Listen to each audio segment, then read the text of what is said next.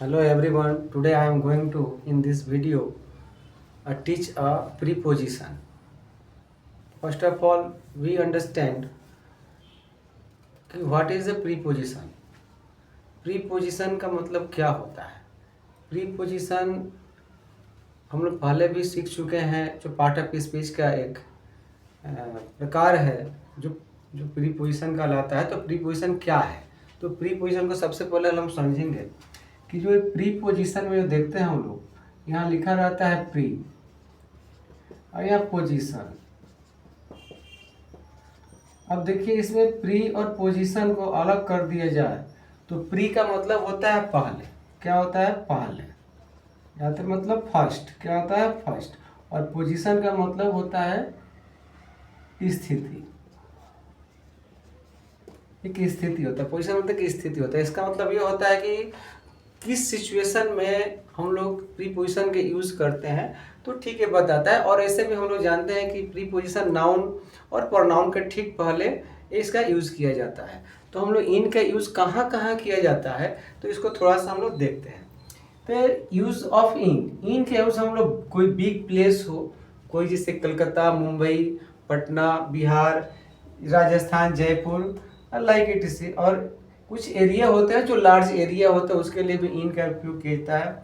कोई विलेज है, विलेज के लिए भी किया जाता है. Morning, evening, month, year, summer, class, hospital, room.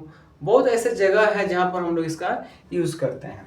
तो हम लोग कुछ एग्जाम्पल हम दिए हैं, उस एग्जाम्पल के माध्यम से हम इस इन का यूज हम लोग देखते हैं. तो एग्जाम्पल जैसे कि आई लिव इन कलकत्ता. अब जो हम लोग कलकत्ता क्या है, कलकत्ता एक बिग सिटी है. एक बिग सिटी है. तो बिग सिटी के अंदर में क्या है जो हम लोग रहते हैं. जैसे मैं रहता हूँ, I live in Kolkata, she lives in Mumbai, he lives in Dehradun. तो जो चीज़ है यहाँ पर उसके लिए हम लोग इन का यूज़ करेंगे. इसमें हम लोग इन का यूज़ करते हैं. फिर she lives in a small village. मान लीजिए कोई विलेज में रहता है और विलेज में कहाँ रहता है एक लोकेशन उसको पता नहीं है, लेकिन स्मॉल विलेज में रहता है. तो उस एरिया को हम लोग जब उसके अंदर में जाएंगे तो क्या लगता है, रहते हैं तो हम लोग क्या इन का यूज़ करते हैं. अब मान लीजिए कि क्या होता है, I get up early in the morning. हम लोग मॉर्निंग में सुबह में उठते हैं. तो वो मॉर्निंग क्या होता है, एक निर्दिष्ट टाइम होता है. एक निर्दिष्ट टाइम होता है, इतने के अंदर में एक मॉर्निंग होता है. एक मॉर्निंग जो होता है एक टाइमिंग होता है. उस टाइमिंग के अंदर में कुछ काम होता है तो इन द मॉर्निंग कहा जाता है. तो I get up early in the morning. ठीक उसी प्रकार से अगर मेरा जन्म मार्च में हुआ था तो I was born in March. Next है I will go to village in summer. मैं अपने गांव जाऊंगा समर में जाऊंगा. मतलब गर्मी के छुट्टियों में हो सकता है जाऊंगा या फिर विंटर में जाऊंगा. तो इसमें जो समर जो होता है तो एक समर, अब समर में ही क्यों लगता है. अब मान लीजिए कि यहाँ पर एक समर है तो समर 3 मंथ का एक पीरियड होता है.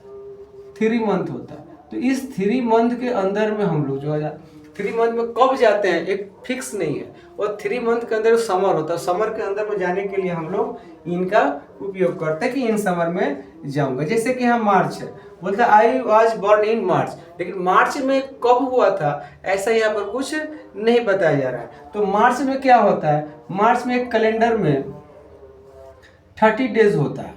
कैलेंडर में 30 डेज होता है. इस 30 डेज में मेरा जन्म हुआ था. एग्जैक्ट टाइम डेट नहीं दिया गया लेकिन बताया गया कि मार्च में आपका जन्म हुआ था. इसलिए इसके 30 डेज के अंदर मेरा जन्म हुआ था. इसलिए यहाँ पर एक इनका उपयोग हम लोग किए हैं.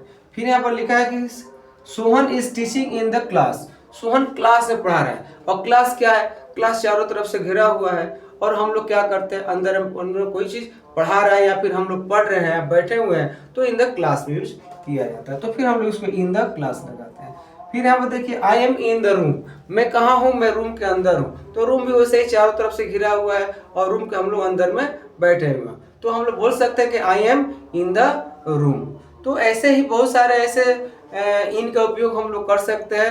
बस इतना हमको जानना होगा कि इन का प्रीपोजिशन का यूज हम लोग ऐसे जगहों पर करेंगे जहाँ पर कि पता चले कि हाँ एक लार्ज है या फिर इस चीज़ से कनेक्टेड है. तो उस प्रकार से हम यूज करेंगे इनका.